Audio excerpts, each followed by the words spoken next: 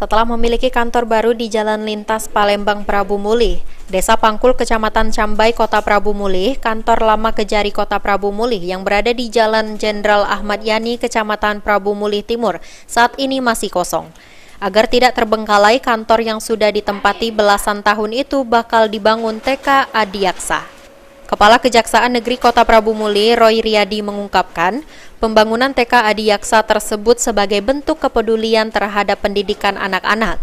Menurutnya, pendirian sekolah TK Adiaksa merupakan wujud dari komitmen kejaksaan yang selalu memandang pendidikan sebagai faktor utama dalam membangun Indonesia.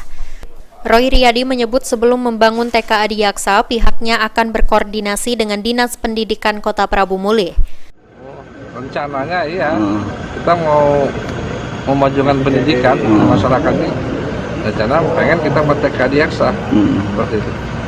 Apa kendala Pak untuk itu Pak? Ya karena buat TK itu kan bicara dulu gurunya dari mana, dari mana. Kapan Pak itu Pak? Nanti kita bicara dengan Dinas Pendidikan lah. Seluruh masyarakat Kota Prabu Mulih nantinya dapat bersekolah di TK Adiaksa. Dengan adanya sekolah tersebut sekaligus dapat membantu pemerintah menjangkau anak-anak untuk mengenyam pendidikan. Beni Firdaus, PAL TV.